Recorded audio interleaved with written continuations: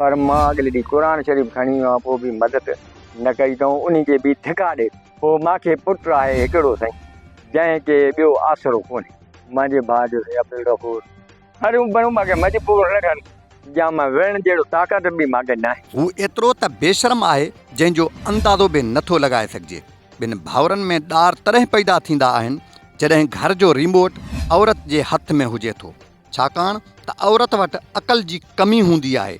तंहिं करे हू पंहिंजे घर जी तरक़ी छॾे पेकनि जो सोचींदी आहे ऐं होश तॾहिं ईंदो अथसि जॾहिं भाउरनि खे विढ़ाए सारी मिल्कियत धागे जियां सुई में टपाए छॾींदी आहे।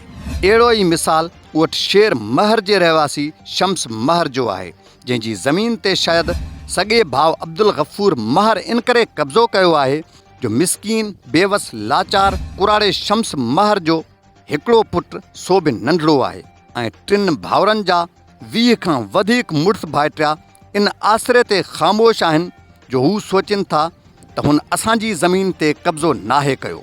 शायदि हुननि खे उहा बि ख़बर नाहे त छितो कुतो मालिक खे बि माफ़ नाहे कंदो।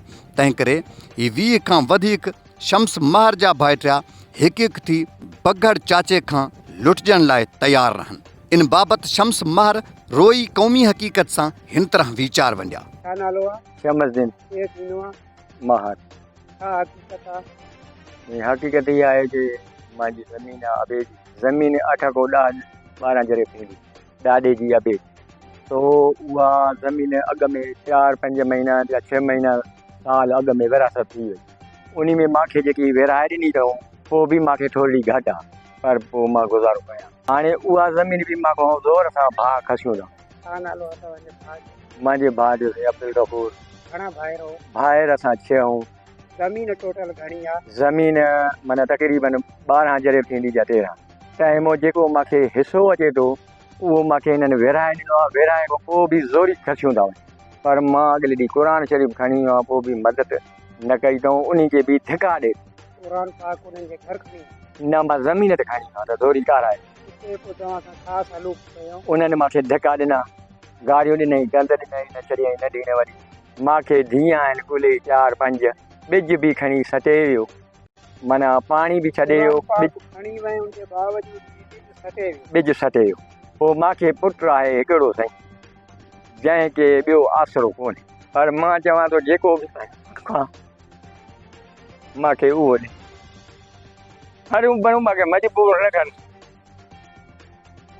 मजबूरी खां पोइ धिका आहिनि। मां पंहिंजे बचा कंहिंखे अपील कयो था? अपील कयूं था सरदार खे, ॿियो कयां थो साईं हुकूमत खे, जेको असांजो एसे जो वेठो आहे उन खे बि अपील कयां थो।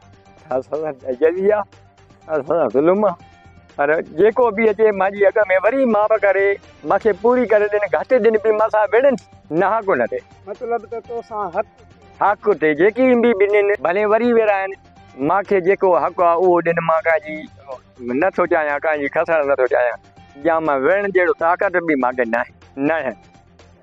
हे तव्हांजो छा थींदो? हे मुंहिंजो साईं पुटु आहे हिकिड़ो, इन खे बि आज़ादु न ॾिना, मूंखे आज़ादु। हुन DC Ghotki, SSP Ghotki, DIG Sukkur, IG Sindh ऐं वस वारनि खे अपील कई त मूंसां इंसाफ़ करे ज़मीन वापसि कराए तहफ़ुज़ फ़रहाम कयो वञे।